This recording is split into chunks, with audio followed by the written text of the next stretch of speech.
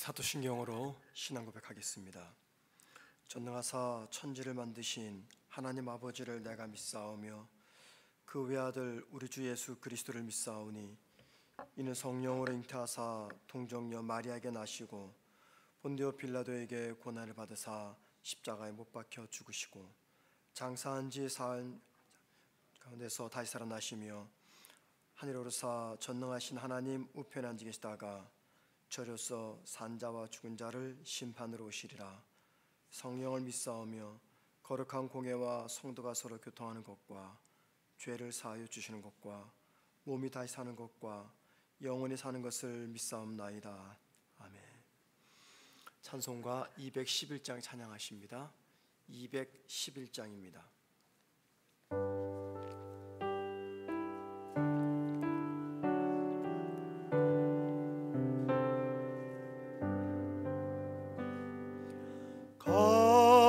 비싼 향유를 주께 드린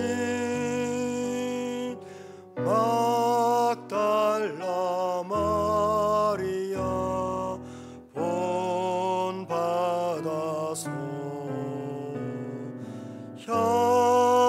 향기로운 산재물 주님께 바치리. 사랑의 주 내 주님께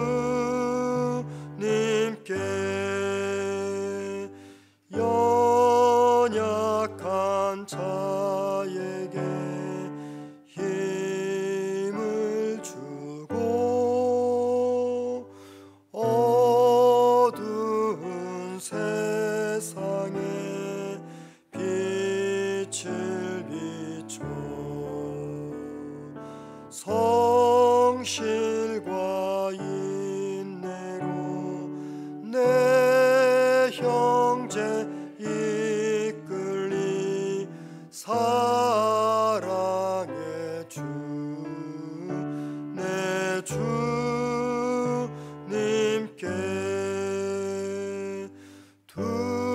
두려운 마음에 소망주. 211장입니다. 슬픔에 쌓인 자 위로하며 길 잃은 자들을 친절히 이끌리. 사랑의 주 내 주님께 인생의 황혼이 깃들어서 이 땅의 수고가 끝날 때에 주님을 섬기다 평안히 가리니. 사랑의 주 내 주님께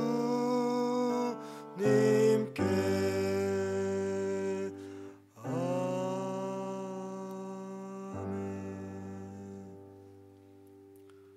하나님 말씀 봅니다. 마가복음 11장 1절에서 11절까지입니다. 신약 73면입니다.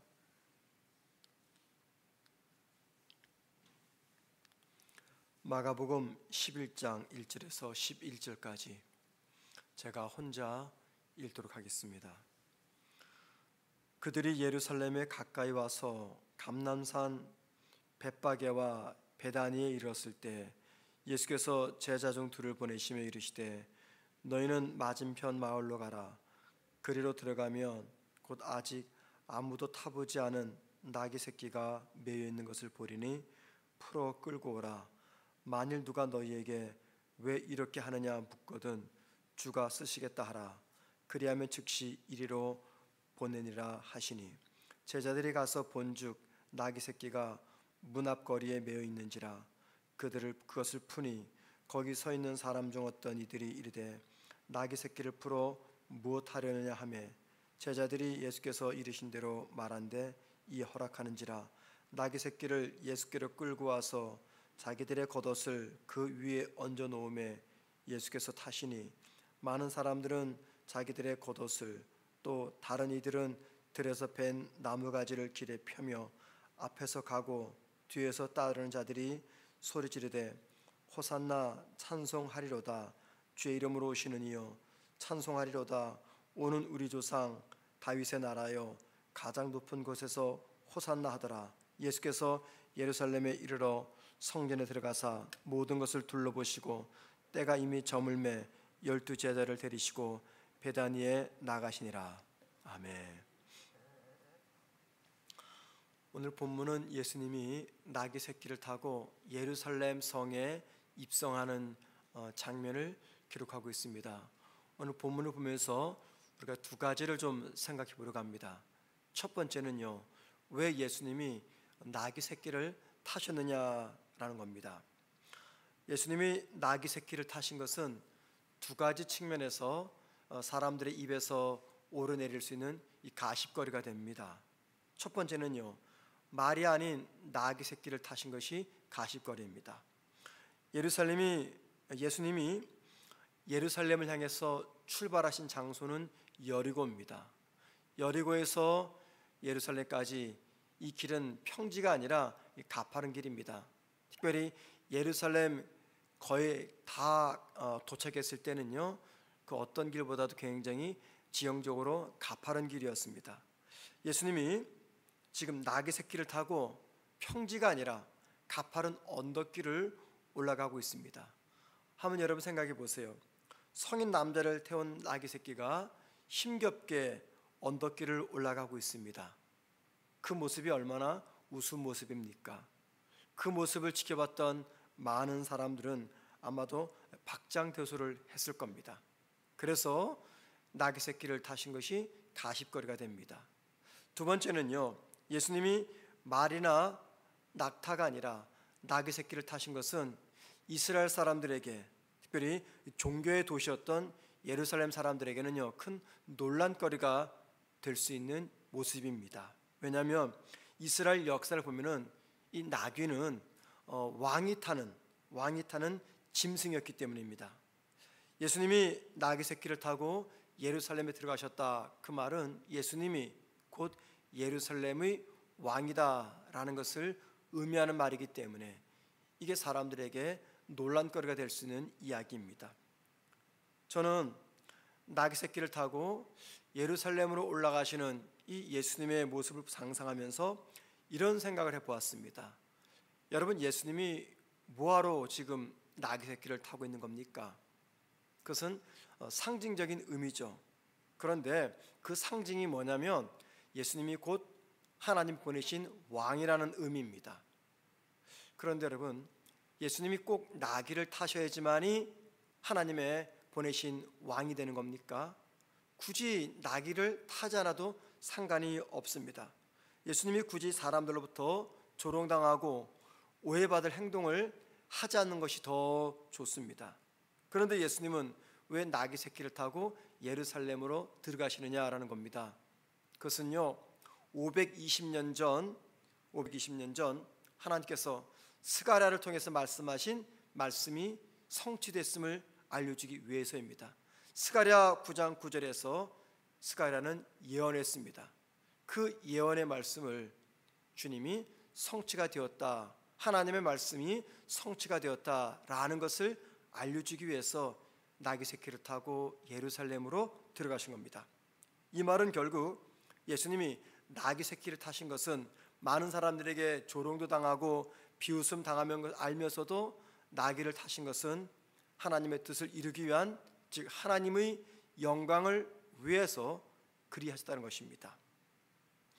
하나님의 뜻을 성취하기 위해서 예수님께서 나귀 새끼를 타고 입성하는 이 이야기, 이 모습에서 우리는 중요한 것을 발견해야 됩니다.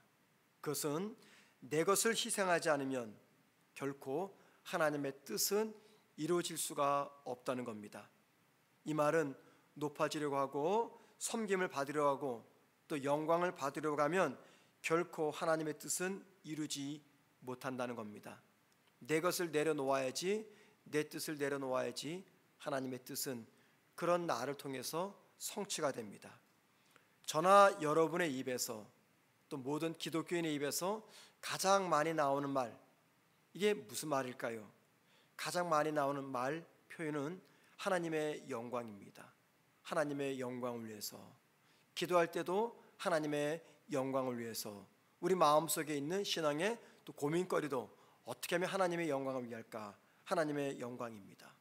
그런데 여러분, 희생과 섬김, 낮아짐과 손해봄이 없이는 결코 하나님의 영광은 드러나지 않고 하나님의 뜻은 이루어지지 않습니다. 하나님의 영광과 뜻을 위해서 포기할 것을 포기하고 또 내려놓을 것을 내려놓아야 됩니다. 그런데 포기할 것을 포기하지 못하고 자존심 때문에 내려놓지 못한다면 하나님의 영광이나 하나님의 뜻은 결코 나를 통해서 이루어지지 않습니다. 이것이 오늘 본문이 주는 첫 번째 교훈입니다. 두 번째, 여러분 3절 보시기 바랍니다. 주님이 이렇게 말씀하십니다. 만일 누가 너희에게 왜 이렇게 하느냐 묻거든 주가 쓰시겠다 하라. 주님이 제자들 향해서 하신 말씀이죠. 이 말은 가만히 보면은요, 이런 느낌이 들게 합니다. 예수님에게 뭔가 부족함이 있나 보다. 왜냐하면 여기 3절 다시 보시면요, 만일 누가 너희에게 왜 이렇게 하느냐 묻거든, 그 다음 보세요, 주가 쓰시겠다 하랴. 그러니까 주님이 마치 무엇인가 부족해서 남의 것을 뺏어 오는 것처럼 들립니다.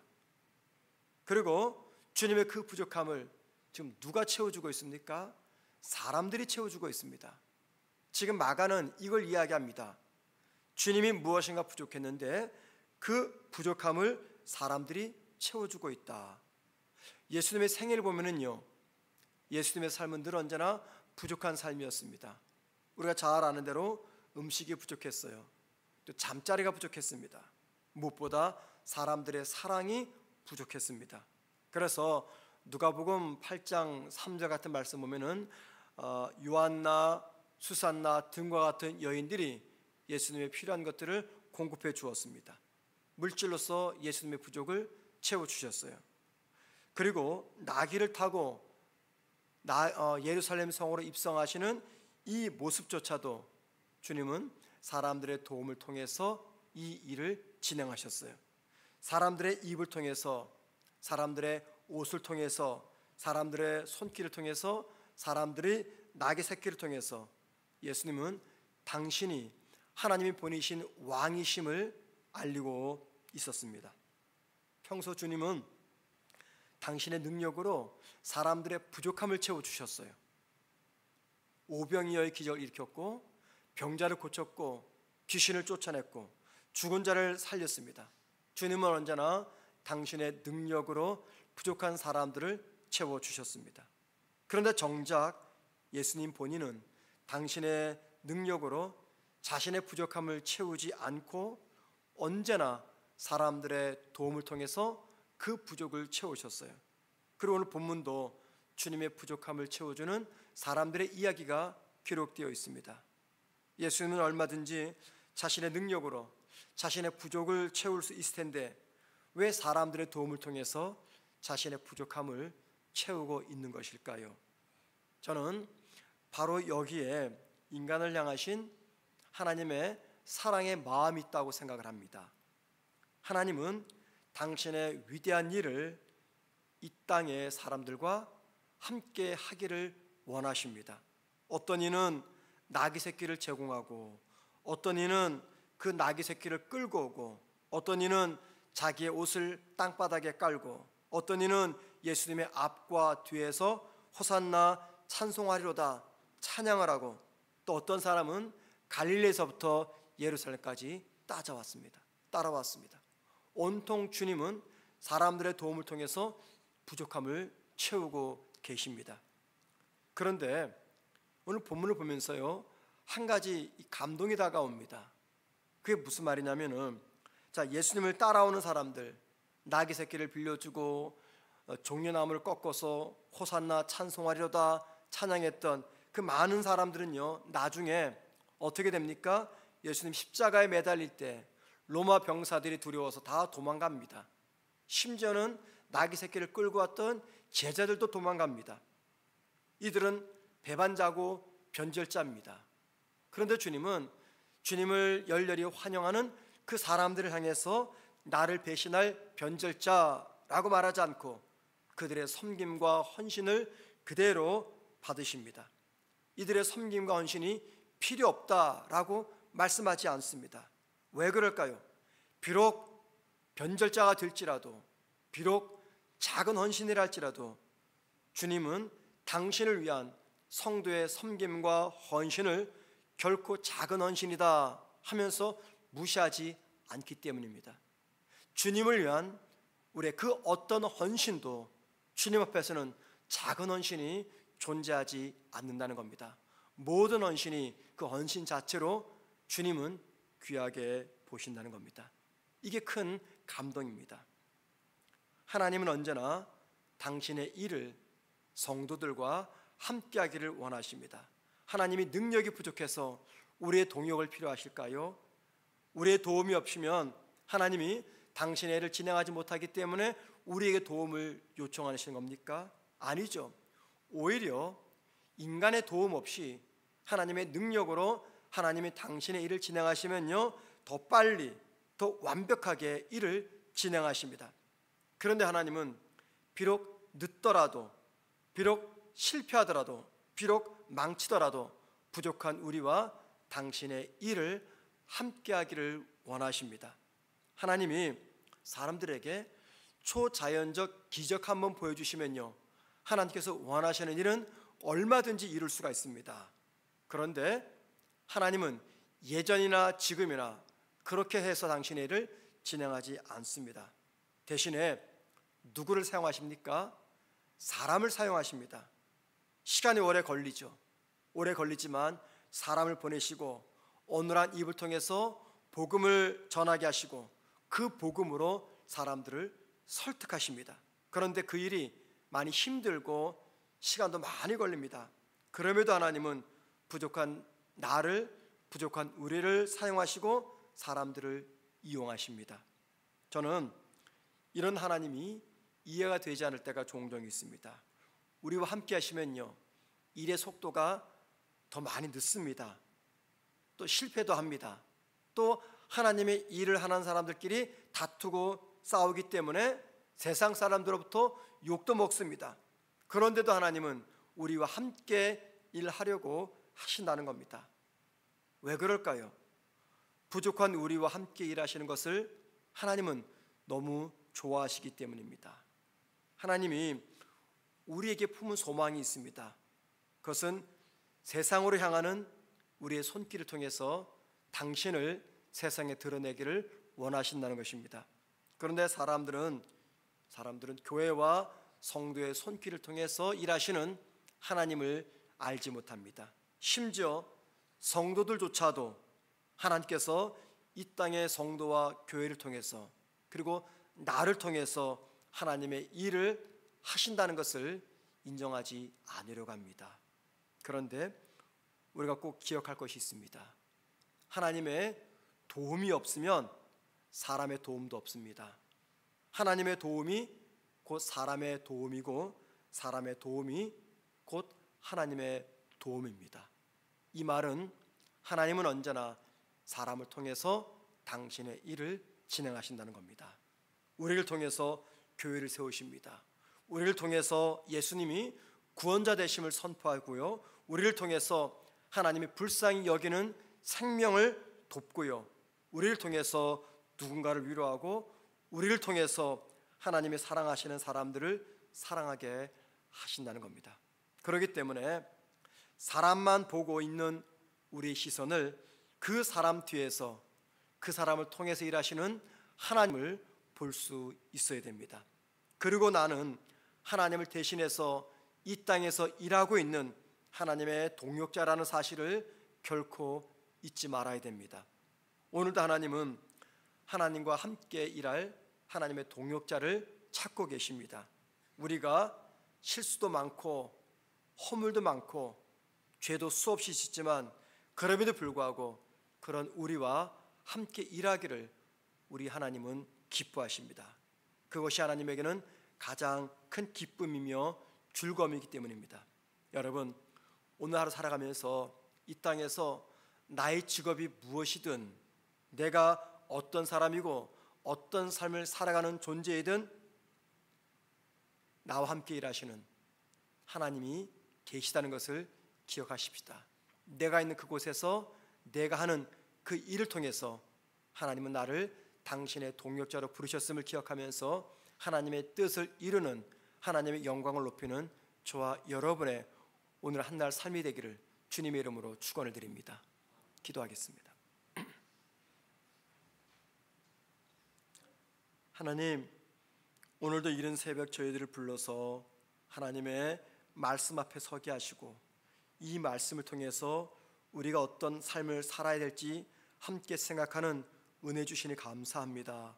오늘 하루 우리가 어디서 무엇을 하든지 하나님의 동역자임을 늘 기억하면서 나를 통해서 하나님의 일을 하시고 나를 통해서 하나님의 뜻을 이루시고자 하는 하나님의 그 귀한 마음과 뜻을 헤아려 하나님의 동역자로 살아가는 우리가 되게 하여 주옵소서. 예수님의 이름으로 기도드립니다. 아멘. 하늘에 계신 우리 아버지여, 이름이 거룩히 여김을 받으시오며 나라 임하옵시며 뜻이 하늘에서 이룬 것 같이 땅에서도 이루어지리다. 오늘날 우리에게 일용할 양식을 주옵시고 우리가 우리에게 죄 지은 자를 사하여 준 것 같이 우리 죄를 사하여 주옵시고 우리를 시험에 들게 하지 마옵시고 다만 악에서 구하옵소서. 대개 나라와 권세와 영광이 아버지께 영원히 싸움나이다. 아멘. 기도하십니다. 기도하실 때 우리 세 가지 기도 제목 가지고 기도하십니다. 첫째는 내 삶의 형편이 어떠하든지 하나님의 영광을 우선시하는 삶을 살게 없어서, 하나님의 영광을 우선시하는 삶을 살게 없어서 기도하시고요. 두 번째, 하나님의 동역자로서 쓰임받기에 부족함이 없게 없어서 기도하시고, 마지막 세 번째, 오늘 수요 예배를 통해서 하나님의 은혜를 누리게 하옵소서. 말씀을 전하실 우리 김정 목사님을 주님 붙잡아 달라고 기도하신 다음에 자유롭게 개인 기도하시다가 돌아가시겠습니다. 기도하십니다.